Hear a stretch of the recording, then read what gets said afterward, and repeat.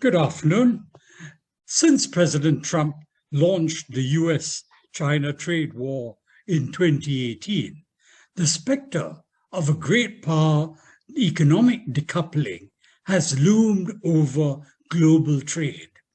This encompasses both overall trade volume to reduce economic dependence, as well as focus on the reduction of imports and the increase in investment in security-sensitive technologies, such as semiconductors and telecommunications. Such a decoupling could disrupt global supply chains by separating Chinese production capabilities from US-owned technologies, pose problems for the establishment of new production sites, and could potentially result in two competing markets as these powers seek to disentangle their supply chains. Our session this afternoon will discuss the strengthening of the resilience of supply chains in the wake of US-China rivalry.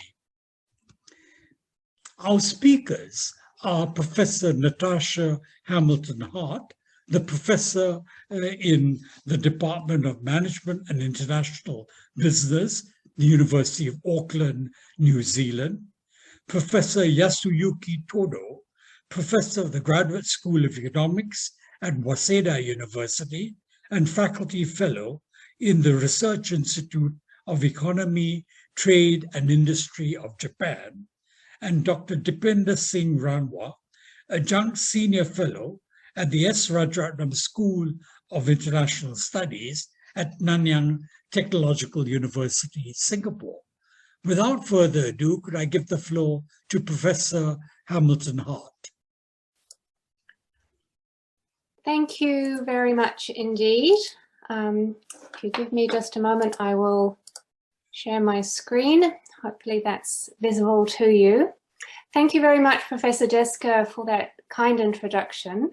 And my thanks also to the team at RSIS and GRIPS for the opportunity to join you today.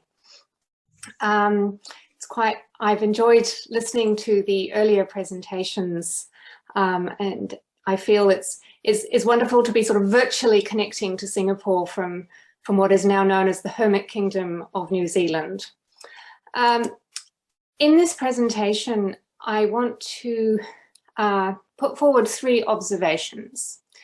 And one is to note that there is, in fact, some decoupling of supply chains driven by the US-China rivalry in the tech sector, although the extent is quite uneven and the trajectory is still unclear. The second is that to a certain extent, this decoupling is driven by security motives, and that when a security logic comes into play, we are facing something quite different from the economic logic of the supply chain revolution that really has driven regional integration over the last 30 years. So we're talking about a completely different mindset and a different calculus in which costs and benefits are weighed up. And the third point is to comment on the economic structure of regional trade, and I guess regional trade and production, which, despite the security concerns that might be visible, effectively reinforces an asymmetric interdependence centered on China. And that seems to be the most likely outcome of the current move towards partial decoupling and certainly increased US-China rivalry. So let me briefly try and make good on these 3 points. The first one is just to recap the events of the last 5 years, which have hogged the headlines and really mark quite a sea change in attitudes of both the US and China. The first decoupling driver that we can see is obviously the reciprocal tariffs that have been placed on each other's products, or a great percentage of them, that has seen the average US tariff on Chinese goods rise from what was a really low 3.1% to 19% as of a year ago. And also about a year ago, Chinese tariffs on about 60% of US shipments, which rose from about 8 to 21% or so. And the progress on resolving the tariff dispute remains quite unclear, because China has not met its agreed buying targets on the phase 1 deal. And it's not quite clear how it would do that anyway, but it certainly hasn't. And it does not seem that raising the tariffs is imminent on either side. What is notable, though, is that despite these tariffs, the decline in US imports from China that we saw in 2019 and 2020 was actually reversed last year, with this enormous pandemic-driven demand for consumer products seems to have largely driven that import surge. So you might say on the face of it, what decoupling, but largely this appears to be consumer goods, electronics, and there is scope still for certain kinds of decoupling to occur in the more high-tech sensitive areas, which I'll get to in a moment, which have been particularly targeted by US regulatory and legal moves quite separate from the tariff war, because if the objective of the tariff, tit-for-tat tariffs, is actually the opposite of decoupling. It is to bring the two economies closer together. Trump wanted to sell more stuff to China. The other moves that have more explicitly security motives aim at something quite different, which is actually to reduce exposure and dependence on China. So we saw an early move was the 2018 Foreign Investment Risk Review Modernization Act, which empowered this awful committee, CFIUS, to review potential proposed purchases of American companies by Chinese firms, and it started to block various acquisitions and to take action against other Chinese firms and effectively prohibit them from doing business in the US. The 2019 Defense Authorization Act consolidated this and effectively barred Huawei and ZTE and some other firms from doing business in the US. A longer list of Chinese entities have made their way onto the US entity list, which doesn't just target China, but I reviewed the latest iteration dated early February, and Chinese entities by far outnumber those of any other country as listed on this list. The last count that I saw in the press was that there were 77 Chinese entities. However, I counted a much longer number on this list. It depends a bit on how you count subsidiaries and so, but they certainly are targeting a large number of Chinese technology intensive firms with potential dual use or military or sensitive technologies. There's also another list, which is the unverified list, which just makes it procedurally more difficult for US companies to export or engage with Specification Act that was passed in the Senate in June last year and then followed up with the America Competes Act. So whether these actually get operationalized or not, but they're putting on the table a figure of about $250 billion US, which is intended to produce greater self-reliance and autonomy for the United States, including for manufacturing capacity, which has, of course, the US has lost a lot of ground over the last 20 years in its ability to manufacture critical technology. So these are the US moves that are trying to bring that back home, or at least take it out of China. On the Chinese side, of course, they have a long-standing program to increase the indigenous capacity of their technology sector, including the higher tech advanced technologies that it currently still depends to some extent on foreigners.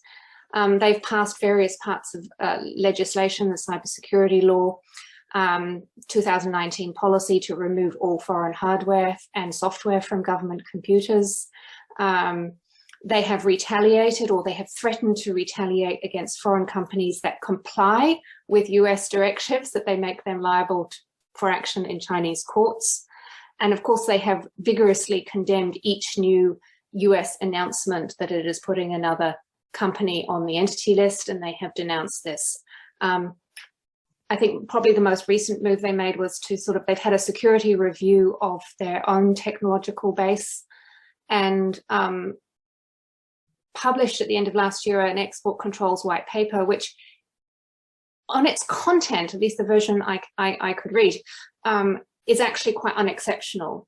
But it's the first time that the Chinese have publicly released such a white paper, setting out the potential controls that they can employ with respect to dual use or militarily sensitive technology.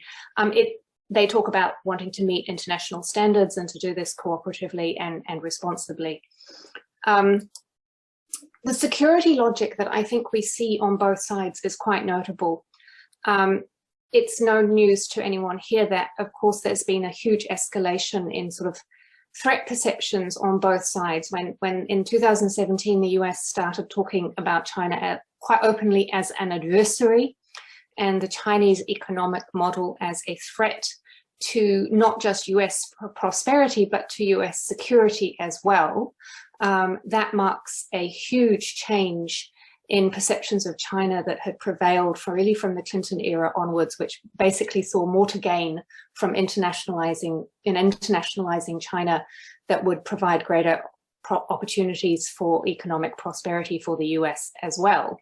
And this perception of China as a rival and incipiently as a threat or an adversary seems to run across both parties. They can almost agree on nothing at all, but the US Innovation and Competition Act of last year passed the Senate with a strong majority. This seems to be the one thing that both sides of politics can agree on. On the Chinese side, they also have a rising concern with the potential vulnerability that occurs when there is interdependence. And obviously, having been targeted by US restrictions and seen some of their flagship firms such as Huawei targeted and suffer as a result of these targeted restrictions, the Chinese are very aware that they face some very significant vulnerabilities. They do not control the latest high-end chips that they need, and in various other selected areas, they are not fully, they don't have full indigenous capacity, and rely significantly on Taiwanese and Korean technology in particular, but a lot of that is also related to underlying US technology, which is now potentially, or in some cases, actually no longer available to them. So when they view things through a security lens, the normal economic calculation of costs and benefits, does it really make sense to decouple? Economically, it doesn't. And I think if you read the business press or you read a lot of the economics related literature, it's quite clear that this is illogical and self-defeating, and it either can't happen or it won't happen because it's too expensive and it's more or less impossible to reverse the complex interdependence. But if you view things through a security lens, what matters is the relative distribution of gains and capacities, and the economic costs are not irrelevant, but they are of a different order. Sorry, let me just go back. Where are we? I will point out, of course, that what Asia has seen over the last 3 decades of rising prosperity has been, security has really been set aside. We haven't seen a security logic brought to regional trade negotiations or regional investment policies. Instead, we have seen a completely economics-driven integration process, which could be called the supply chain or the global value chain revolution, which has seen the fragmentation of production across national boundaries, and the emergence of what is often called complex interdependence. And this logic is based on economies of scale, gains from specialization, gains from agglomeration and co-location, and that has really seen a relentless focus on efficiency with, different parts and components of products being distributed according to this economic logic and not at all according to the political logic or security concerns. And this has what has given us not just a great deal of regional prosperity, but also has seen China emerge as the preeminent source of certain kinds of manufactured products. In terms of the actual degree of shifts that we have seen as a result of the security-driven restrictions on technology firms in particular, there are, of course, other drivers. Rising labor costs in China, pandemic-driven, new concerns about just overly long and complex supply chains might be driving some of the relocation. But it's quite clear from even the statements of some key technology players that they are, of course, affected by the new atmosphere of suspicion and restrictions between the US and China. So Taiwan Semiconductor Manufacturing, Hon Hai, Delta Electronics have all announced that they have already or are projecting to relocate or invest in significant new production capacity outside of China, in India, in Japan, in the US. And they have more or less said that this is because of the US and all the Chinese restrictions that they are facing. And so at the moment, we haven't seen the full force of some of these restrictions. We've seen certain firms definitely suffer a cutoff, such as Huawei, lost its #1 spot in mobile phones in China because it was not able to actually bring new products to market because it was cut off from some critical supplies. So paradoxically, this has seen Apple emerge last year as the largest smartphone seller in China. But we have, Huawei's revenues were down 30% last year, and it is investing enormously in more autonomous capacity. China has put an enormous amount of resource behind the development of more advanced semiconductor manufacturing capacity in order to reduce the vulnerability that they're now experiencing. So we are definitely seeing some moves to try, both at the firm level in response to government policy, as well as government policies to invest in greater autonomous capacity. In other respects, there's a lot of business. As I said, the actual trade volume is still high, and lots of firms are still investing in China, particularly if they sell to the Chinese market. Let me just finally touch on the emerging structure of regional trade. I said at the beginning that I think that what we're seeing is the emergence of an increasingly Sino-centric, regionally integrated market, and that this trend, despite the security disruption, is that it seems to be that companies and economies in East Asia will largely be drawn into the Chinese orbit because they face lower barriers to trade, because the relative market growth in China exceeds that of the US, and it's not clear that with all this new investment in US capacity that they're actually going to be able to resolve their long-standing problems, economic problems, for actually delivering a higher trajectory of growth and innovation. Chinese dual circulation policy is not one of isolation. It is actually based on the idea that you will draw foreign market players into your orbit. And of course, regional trade agreements that we've heard so much about today actually directly or indirectly are likely to have the effects of reinforcing economic ties with China. And that for most countries in the region, this will be quite asymmetric because they rely on China more than the other way around. So apologies for going slightly over time. I will stop here. So. Thank you. Thank you, Professor Hamilton-Hart. Could I now give the floor to our next speaker, Professor Yasuyuki Todo? Thank you very much. Can you hear me? Yes.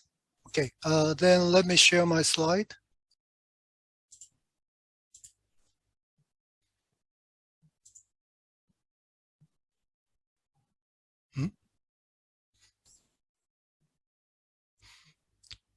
Can you see the slides? Yes. Okay. First of all, I'd like to thank the workshop organizers for inviting me to this great conference, great workshop. I have already learned a lot from previous presentations. And I'm going to talk about resilient and innovative supply chains. And what I'm going to talk about is pretty much overlapped with what Professor Hamilton Hart has already explained. But I'd like to provide some conceptual considerations and some more data and some policy suggestions. First,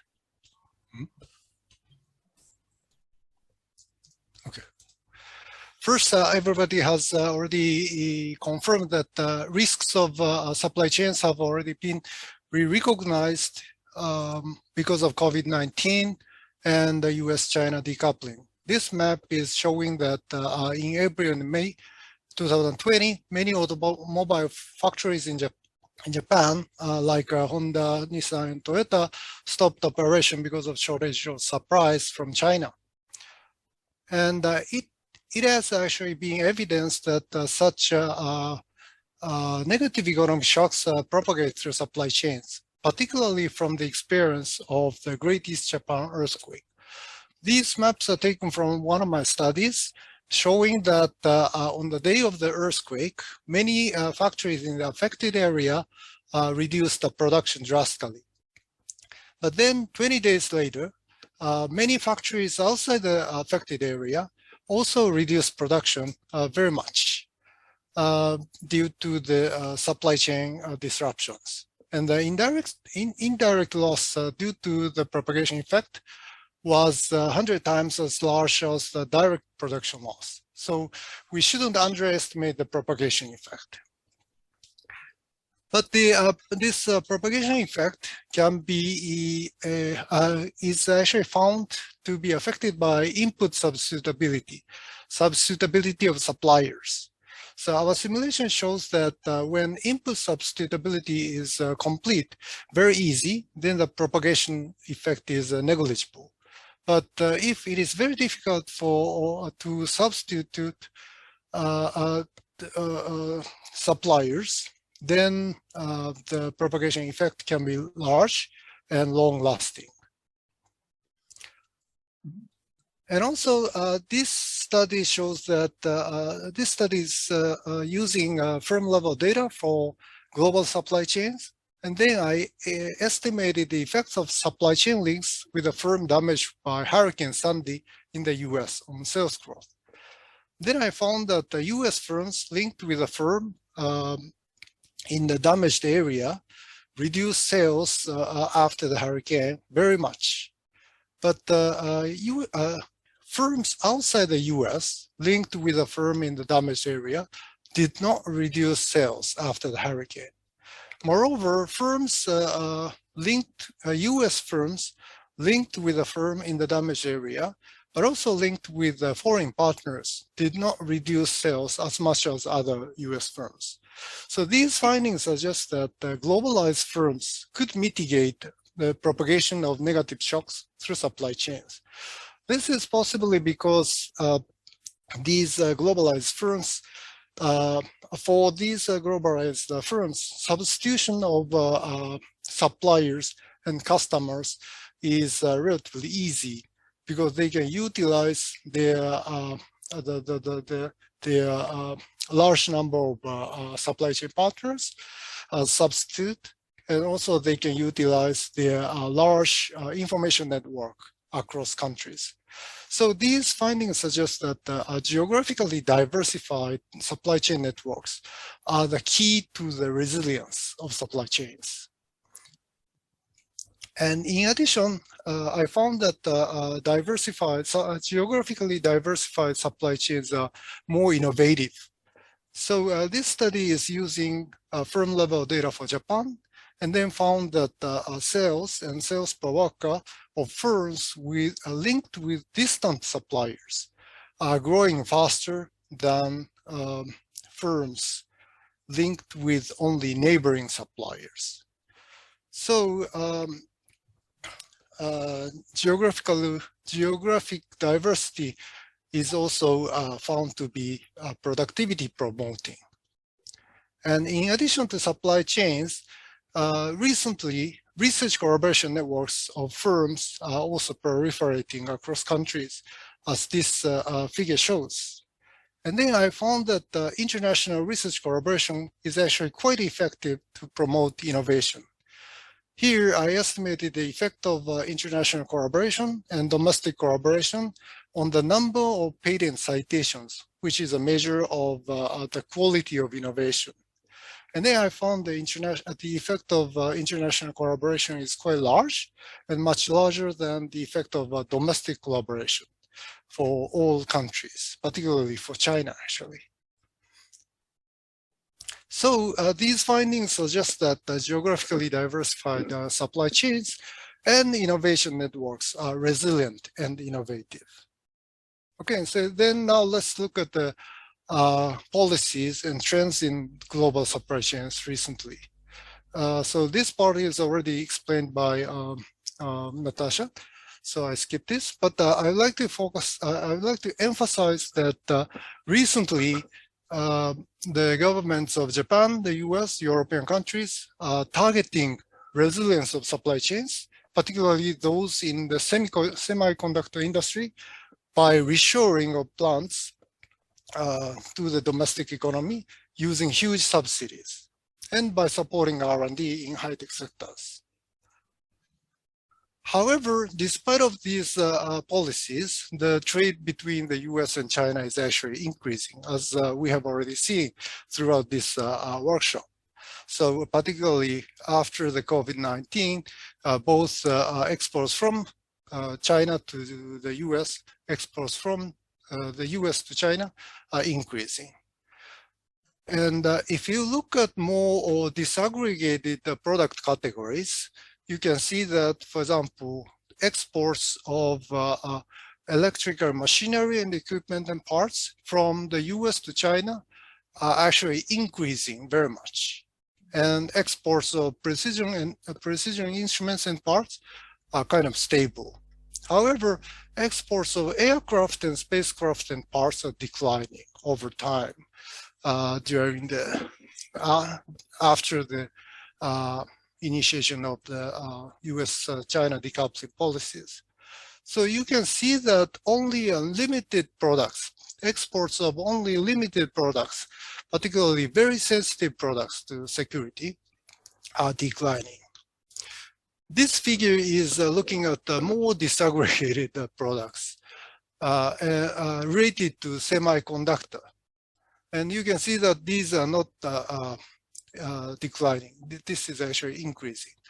But some are declining, like machine tools, including those for dry etching patterns on semiconductor materials, sound reproducing apparatus, including that using semiconductor media, so forth.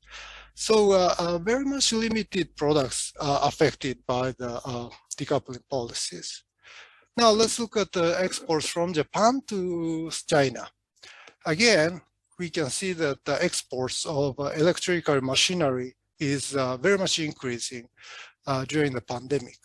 Automobile, stable. Precision machinery, also stable. And this is a figure for disaggregated products related to semiconductor, mostly stable or actually increasing a little bit over time. So, so this is what's going on in trade. Now, because in the first part of this presentation, I emphasized the importance of geographic diversity of supply chains, let's look at the degree of concentration of partners in intermediate good imports, measured by this HHI, Herfindahl-Hirschman index.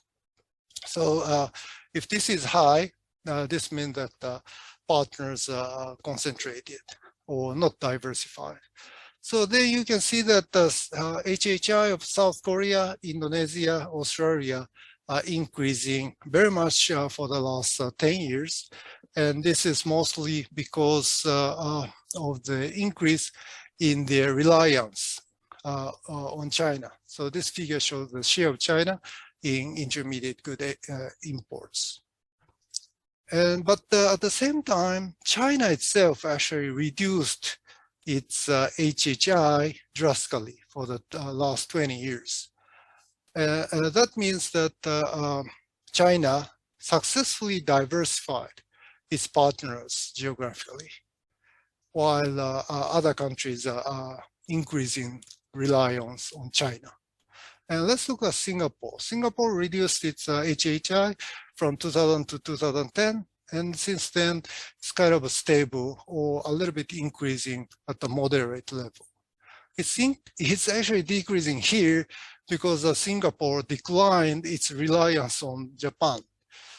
This is a bit unfortunate from the perspective of Japan, but very good from the perspective of diversification. Now let's focus on Japan and the US. Japan's HHI is actually decreasing from 2015, a few years before the US-China decoupling policies and the COVID-19 pandemic. And US declined from 2018.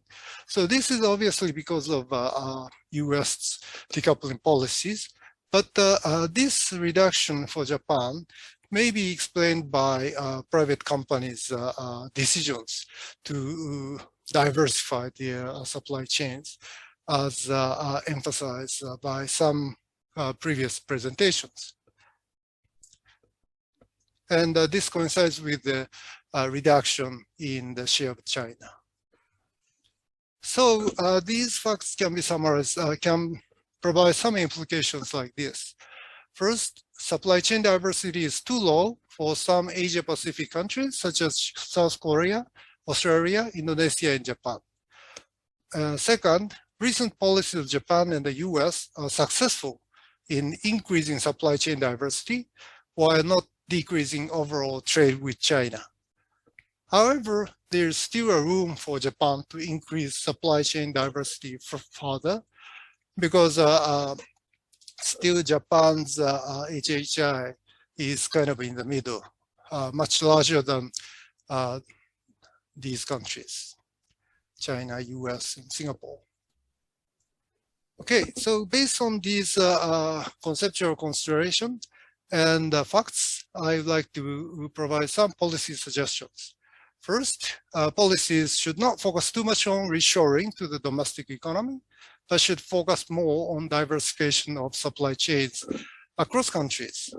And it can be done by policies supporting information sharing and business matching to lower search costs, particularly to small and medium enterprises. And it is also possible by effectively using international frameworks such as CPTPP, Quad, and FOIP. Second, policies should not focus too much on the semiconductor industry, but should cover broad industries. Because industry policy targeting limited industries has been found to be unsuccessful, particularly when combined with protectionism policies. So narrowly defined industry policy should be avoided. Third, policies should promote international knowledge networks. Actually, it is already incorporated in current policies to some current policies of Japan, the US, and European countries to some extent, but they are emphasizing more on supply chains, transactions of goods. But innovation is the ultimate source of competitiveness and economic growth. Promoting international knowledge network should be emphasized much more. And it is possible by, again, effectively utilizing international frameworks such as CPTPP, Quad, and FOIP. Finally, we should set up international rules to alleviate risks associated with national security concerns. Currently, private firms are facing risks of new restrictions on trade, technology transfer, and investment. To alleviate these risks, a new list of products and industries for possible further restrictions should be clearly defined by, for example, the WTO, or if the WTO is not working well, as mentioned earlier, by any other international framework, such as FOIP, or possibly CPP or our RCEP. But if the US is not joining this framework, maybe these rules may not work well. Okay, I'll stop here. Thank you very much. Thank you, Professor Todo. Could I now give the floor to Dr. Ranwa, please?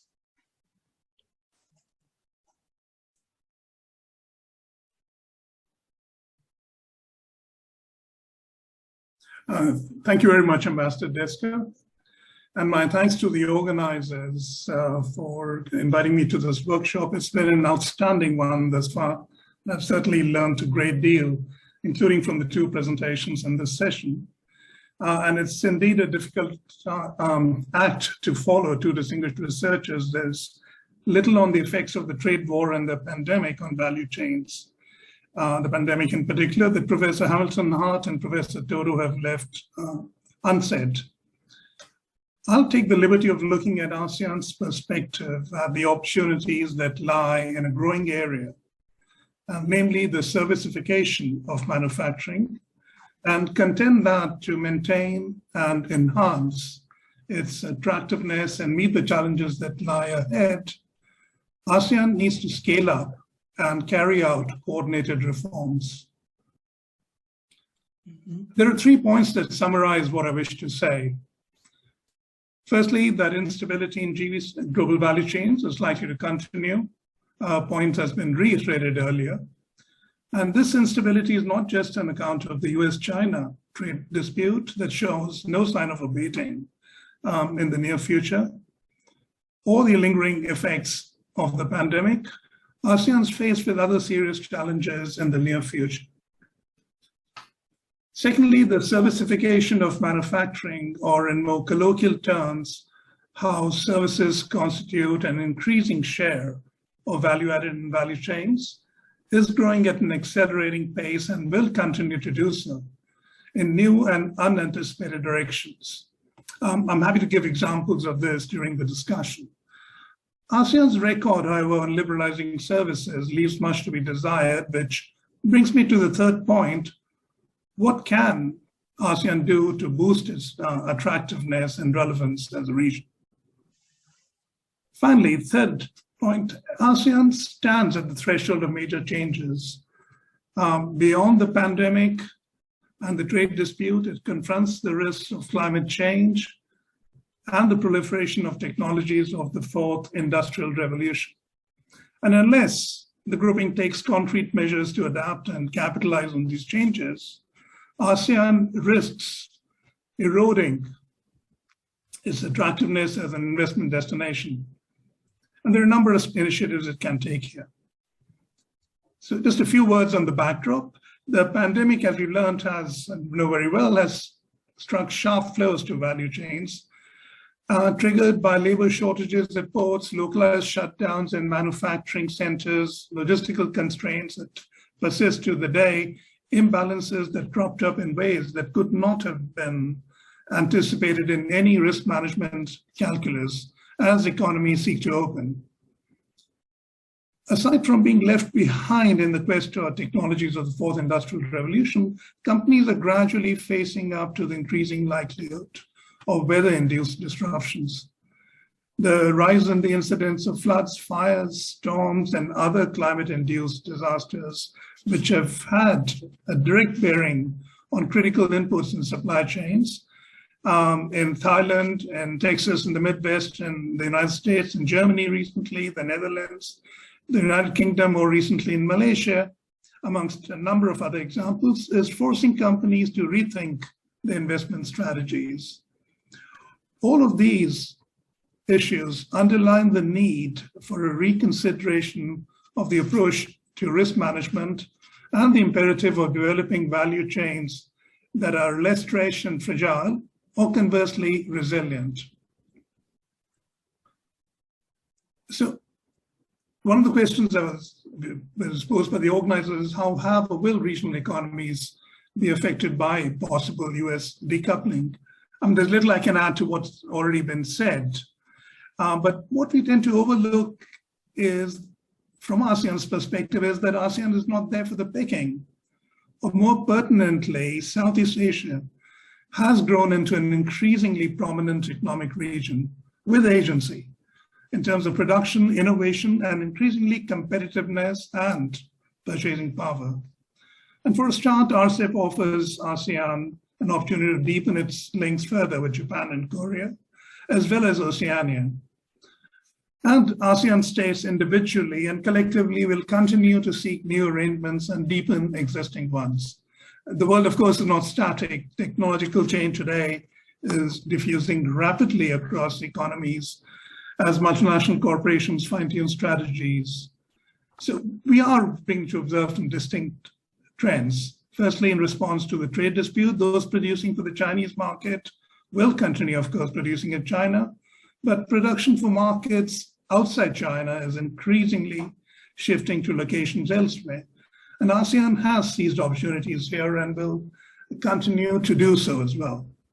Secondly, value chains are shortening. And thirdly, new technologies are allowing firms to set up lower cost factories, even remotely. So as for ASEAN, it cannot afford to be sanguine about its prospects in the current environment. The uncertainties mentioned above remain pervasive. There's little that business dislikes more than uncertainty in the economic environment, and investors can and do vote with their feet. And one of those antidotes to those uncertainties is enhancing competitive potential through technology, deregulation, or both. And this is where servicification of manufacturing can play a vital role in imparting momentum to ASEAN. So servicification of manufacturing, or the deployment, increasing deployment of services in manufacturing, has grown at an accelerating pace over the past decade and a half, with trade and total value added in services growing at much faster rate than trade in goods. So beyond traditional services such as marketing and finance and accounting, these include logistics, distribution services, digital services, such as those we access every day over our smartphones. And research has shown that servicification boosts efficiency and competitiveness through increased labor productivity and helping growth. The benefits are manifold for infrastructure, education, technological diffusion, and spread out over a growing number of sectors.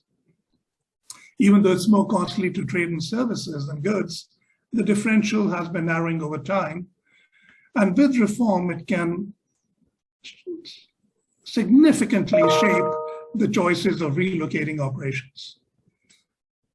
The other aspect that we need to bear in mind is technology is integral to trade and services. Digitalization has facilitated an increase in services contribution to value added across multiple sectors. And these changes are reflected in a number of ways. Firstly, complete outsourcing of production, as you can see in the case of Apple products. Secondly, catering to customer demands and shifting preferences. And that's evident with smartphones, a telco company bundling services with the sale of the phone. And thirdly, the necessity of coordinating production across multiple locations. And this alludes to what Professor Toro also mentioned about diversifying geographically. And this is becoming, in the high-tech sector, increasingly commonplace. For instance, smart factories with increasing automation and use of robots, 3D printing. And there are some fascinating examples in Southeast Asia of this already having happened. So how can ASEAN nurture services to respond to these challenges and risks, to its standing as a preeminent and stable investment location? So many of the challenges that ASEAN faces today, such as climate change, the lingering risk of another pandemic, threat of proliferations of technologies of the fourth industrial revolution, all of these require cross-border solutions. So despite its modest record on economic integration, it's encouraging to note that when push comes to shove, ASEAN has responded to past crises with reforms, if not through direct coordination, by discussing policy responses and mutual learning. Excuse me. So the 1997 Asian financial crisis, the SARS epidemic, the global financial crisis are all instructive in this context. The current set of challenges, however, requires substantially greater coordination than what ASEAN has achieved thus far. There is also, I believe, an increasing realization across several ASEAN capitals that in order to maintain its standing as a resilient, stable investment destination, it needs to achieve far greater meaningful coordination than it has in the past. And coordinated reforms in the services sector do indeed have substantial potential in the quest for imparting resilience to value chains. So despite external liberalization in trade and commodities, with the exception of Singapore, ASEAN continues to pursue restrictive policies in trade and services. And this is fairly vividly reflected in the Services Trade Restrictiveness Index, STRIs, which is compiled by the WTO.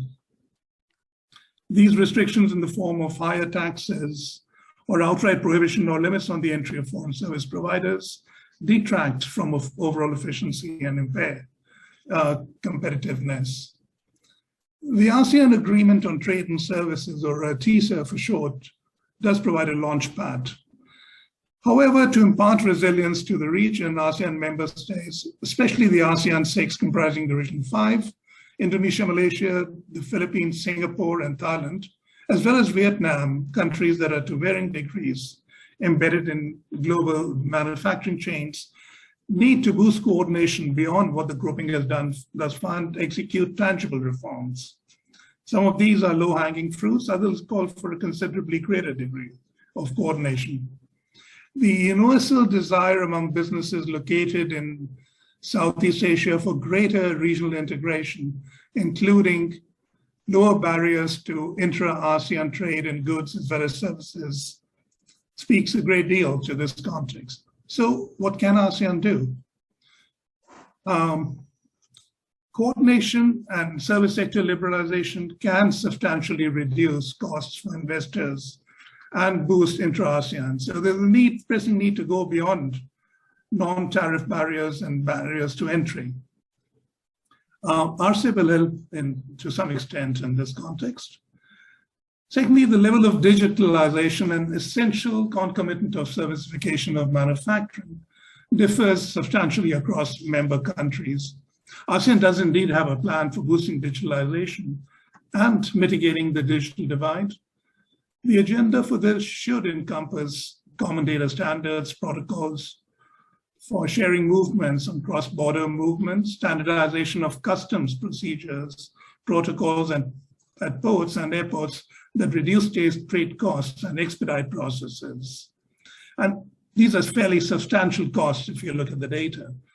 Also boosting data security, common data standards, and what's very essential is deepen investments in skills development in the region. As an aside, it was just last week that the Economic Development Board of Singapore, in collaboration with the World Economic Forum, released the first Smart Industry Readiness Index, called What Else But Siri, which offers an open platform to make assessment for whoever wants to come forward to seek an assessment of deployment of fourth industrial revolution technologies. The results were quite interesting. I can talk about those later. Developing data collection, collation, interpretation is essential not just for monitoring policy responses to policy initiatives, but also for keeping track on what is happening in the services sector and boosting coordination again. ASEAN would also benefit through regional coordination on investments, developing regulatory capabilities and capacity in coordinating regulatory initiatives across the region to prepare for the changes that lie ahead. So these measures will help ASEAN not only attract investments and new technologies, but extract maximum benefits from trade agreements, including RCEP, but diversify and deepen existing relationships. And it's important to point out here that these initiatives do not require ASEAN member states to compromise on intra-ASEAN competition to attract investment. Competition within the region is healthy, but by offering a coherent front on services, ASEAN can only enhance its individual members' competitive skills and its own credibility, resilience, and bargaining power. I'll stop here. Thank you.